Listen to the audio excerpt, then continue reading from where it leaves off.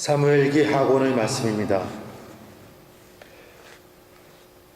그 무렵 압살롬이 다윗의 부하들과 마주쳤다. 그때 압살롬은 노새를 타고 있었다. 그 노새가 큰 향엽나무의 얽힌 가지들 밑으로 들어가는 바람에 그의 머리카락이 향엽나무에 휘감기면서 그는 하늘과 땅 사이에 매달리게 되고 타고 가던 노새는 그대로 지나가 버렸다. 어떤 사람이 그것을 보고 요압에게 알려주었다. 압살롬이 향엽나무에 매달려 있는 것을 보았습니다. 요압은 표창셋을 손에 집어들고 압살롬의 심장에 꽂았다. 그때 다윗은 두 성문 사이에 앉아 있었다. 파수꾼이 성벽을 거쳐 성문이 망대에 올라가서 눈을 들어 바라보니 어떤 사람이 혼자서 달려오고 있었다. 파수꾼이 소리쳐 이를 임금에게 알리자 임금은 그가 혼자라면 기쁜 소식을 가져오는 자다 하고 말하였다. 달려온 그에게 임금이 물러나 거기 서 있어라 하니 그가 물러나 섰다. 그때 에티오피아 사람이 들어와 말하였다. 저희 주군이신 임금님, 기쁜 소식이 있습니다. 주님께서 임금님께 맞서 일어난 자들의 손에서 오늘 임금님을 건져 주셨습니다. 임금이 에티오피아 사람에게 그 어린 압살롬은 무사하냐 하고 묻자 에티오피아 사람이 대답하였다. 저희 주군이신 임금님의 원수들과 임금님을 해치려고 일어난 자들은 모두 그 젊은이처럼 되기를 바랍니다. 이 말에 임금은 부르르 떨며 성문이 누각으로 올라가 울었다. 그는 올라가면서 내 아들 압살롬아, 내 아들아, 내 아들 압살롬아, 너 대신 차라리 내가 죽을 것을. 압살롬아, 내 아들아, 내 아들아 하였다. 임금님께서 우시며 압살롬의 죽음을 슬퍼하신다는 말이 요압에게 전해졌다. 그리하여 모든 군사에게 그날의 승리는 슬픔으로 변하였다. 그날 임금이 아들을 두고 마음 아파한다는 소식을 군사들이 들었기 때문이다. 주님의 말씀입니다.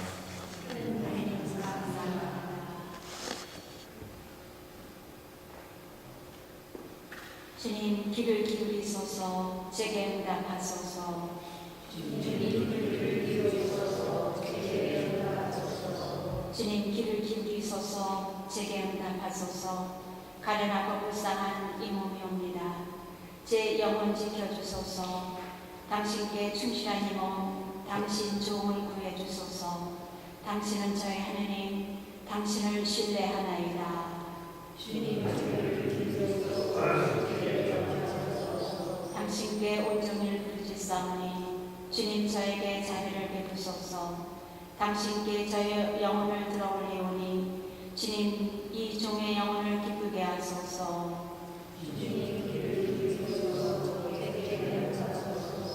주님 당신은 어질고 용서하시는 분, 당신을 부르는 모든 이에게 자애가 넘치시나이다. 주님 제 기도에 귀를 기울이시고 애원하는 제 소리를 들어주소서. 주님 귀를 기울이소서. 제게 응답하소서. 할렐루야. 할렐루야. 그리스도 우리의 병고 더 맡으시고 우리의 질병 짊어지셨네. 할렐루야.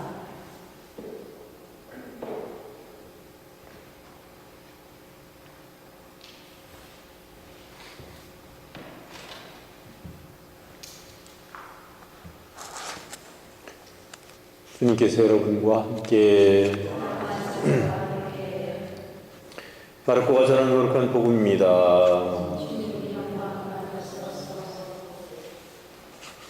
그때 예수님께서 배를 타시고 건너편으로 가시자 많은 군중이 그분께 모여들었다. 예수님께서 호숫가에 계시는데 야이로라는 한 회당장이 와서 예수님을 뵙고 그분 발 앞에 엎드려 제 어린 딸이 죽게 되었습니다. 가셔서 아이에게 손을 얹으시어 그 아이가 병이 나아 다시 살게 해주십시오 하고 간곡히 청하였다. 그리하여 예수님께서는 그와 함께 나서시었다.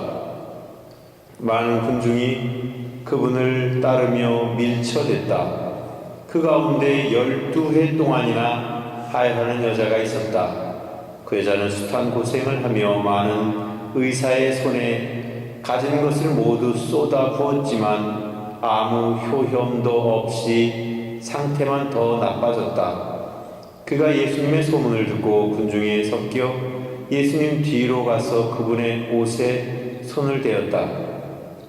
내가 저분의 옷에 손을 대기만 하여도 구원을 받겠지 하고 생각하였던 것이다. 과연 곧 출혈이 멈추고 병이 나은 것을 몸으로 느낄 수 있었다.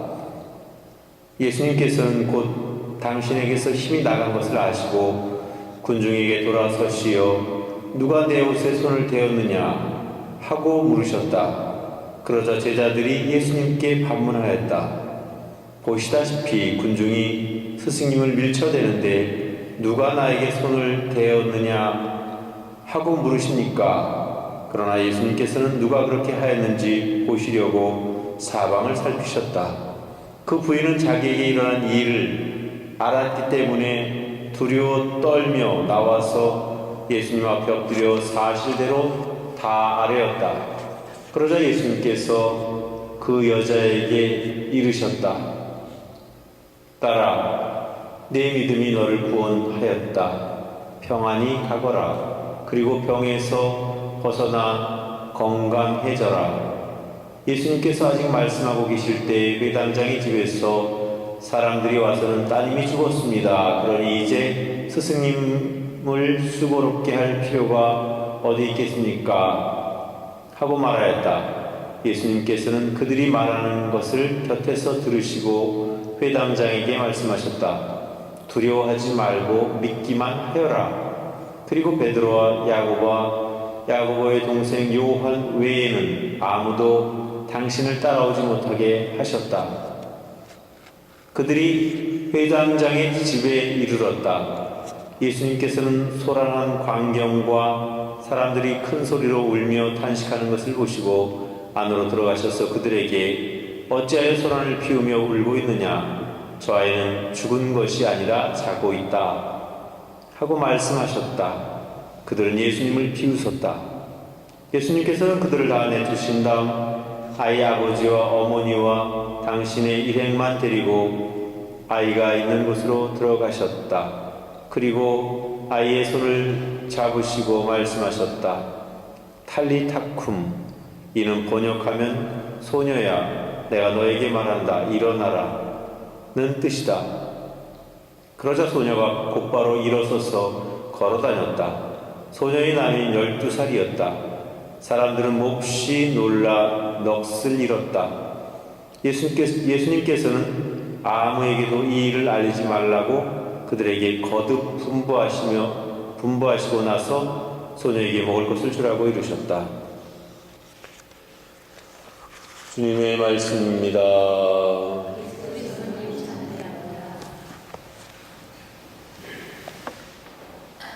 예, 오늘 복음에는 한꺼번에 두 가지 이적이 소개되고 있습니다. 먼저는 야이로라고 하는 회당장이 있었는데 그 회당장의 딸이 앓고 있기 때문에 예수님께 가서 그 딸을 고쳐주기를 청합니다. 그러자 예수님께서 그 회당장을 따라 나선 길이었습니다. 그런데 또 공교롭게도 그 가는 길에 하혈하는 여자를 만나게 되는데 그 그 여자는 12년 동안이나 하혈병을 앓아서 재산을 다 탕진하고 이제는 거의 포기할 그런 상태에 놓여 있었던 것입니다. 그런데 그 여자에게는 그래도 마지막 희망이 있었습니다. 그 희망은 내가 예수님의 옷자락이라도 만져보면 구원을 받을 수 있겠지라는 그런 생각이었습니다. 근데 참 희한한 것은 내가 예수님의 옷자락이라고 또 만지면 내 병이 낫겠지 그렇게 표현하지 않고 구원을 얻을 수 있겠지, 구원되겠지 이렇게 표현이 되어 있습니다. 그러니까 어떤 의미에서 보면 병이 낫는 것과 구원을 받는다는 것은 같은 의미로 지금 쓰이고 있는 것이죠. 그래서 어떻게 보면 단순히 육신의 병이 낫고 안 낫고 하는 것보다 더 중요하고 의미 있는 일은 우리가 정말 하나님 앞에 구원받음으로써 영원한 삶을 얻게 되는 것입니다. 그것이야말로 가장 완벽한 치유죠. 왜냐하면 우리는 살다 보면 여러분 아플 수도 있고 또 그 아픈 게 나을 수도 있고 그러나 또 아프게 되고 이런 일들이 반복되는 것이죠. 그러니까 어떤 병이 난다든지 또 앓는다든지 하는 그런 현상들은 언제든지 반복될 수 있는 것입니다. 그렇지만 구원이라고 하는 문제는 근본적인 것에 대한 치유, 즉 영적인 치유를 포함한 그 모든 것을 이야기한다고 볼 수가 있겠습니다. 어쨌든지 그 여인은 예수님의 옷자락에 과연 손을 대었고 예수님께서는 당신에게서 힘이 빠져나가신 것을 눈치채시고 사람들에게 돌아서서 이야기합니다. 누가 내 옷에 손을 대었느냐. 그러자 제자들이 펄쩍 뜁니다. 이 많은 사람들이 서로 복잡거리면서 이렇게 밀쳐대고 있는데 누가 손을 댔는지 어떻게 합니까? 그 말은 맞는 말일 겁니다. 너무나 많은 사람들이 엎치락 하면서 서로 밀고 땡기고 하는 그런 상황이기 때문에 도대체 누가 예수님의 옷에다가 손을 대었는지는 아무도 알 수 없었습니다. 그렇지만 한 가지, 어떤 목적을 가지고 어떤 목표를 가지고 손을 댄 사람과 그저 그냥 아무 의식 없이 혹은 그냥 무의식적으로 손을 댄 사람과의 차이라는 것이죠. 그 여인은 분명한 목적의식이 있었습니다. 내가 그분의 옷자락에 옷깃이라도 스치면 구원되겠지, 내 병이 낫겠지 하는 그런 목표의식이 있었던 것이죠. 그래서 결국은 그 여인은 12년 동안 앓고 있던 하혈병이 나았고 결국은 예수님 앞에 엎드려서 사실대로 고하고 예수님으로부터 이제 건강해져라 하는 그런 덕담과 함께 그 여인은 물러나게 됩니다. 그런데 문제가 또 하나 발생합니다. 그 문제는 그 야이로의 회당장의 그 딸이 죽었다는 소식이 전해진 것입니다.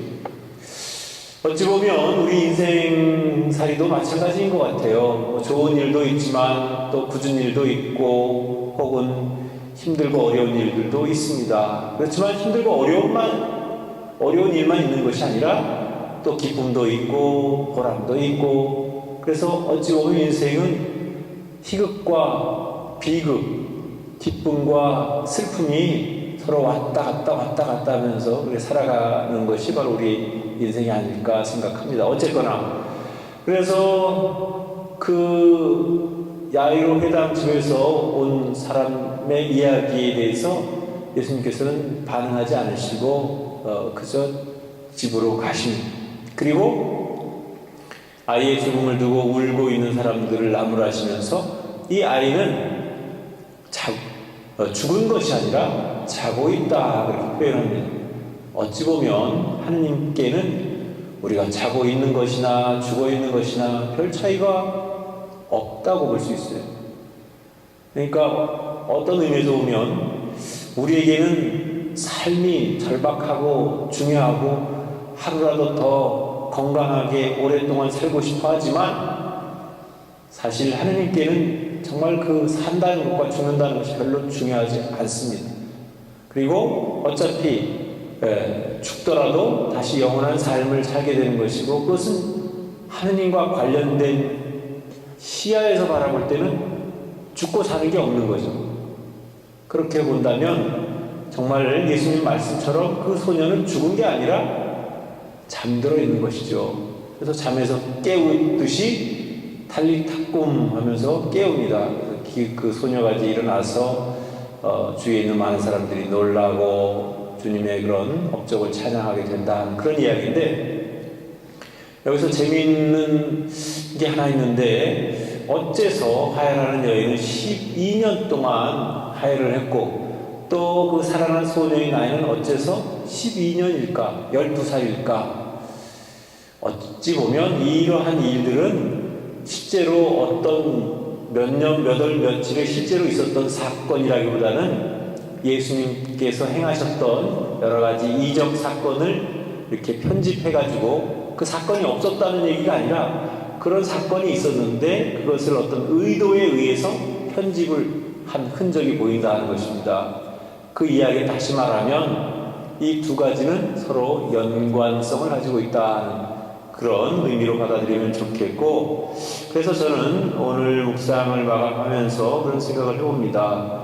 우리의 일상사라고 하는 것은 참으로 여러 가지 희비극과 또 여러 가지 일들이 복합적으로 다가오고 또 멀어지고 또 다가오고 멀어지고 하는 그런 과정을 겪고 있는데, 일희일비 할 필요가 없다. 왜냐하면 우리는 그런 작은 그런 일들보다는 근본적인 목표를 하나님께 두고 우리에게는 영원한 삶이 있다는 그런 희망을 가지고 살아간다면, 우리가 살아가면서도 여러 가지 나에게 닥치는 어려움도 능히 잘 견뎌낼 수 있고 또 극복할 수 있는 용기와 힘을 갖게 되리라고 생각합니다. 그래서 우리가 살아가면서 겪게 되는 여러 가지 일들, 그것이 비록 힘들고 어려운 일이건 아니면 즐겁고 기쁜 일이건 그 모든 것들을 오히려 가볍게 생각하면서 또 어려운 일이라면 그 어려운 일을 잘 극복할 수 있는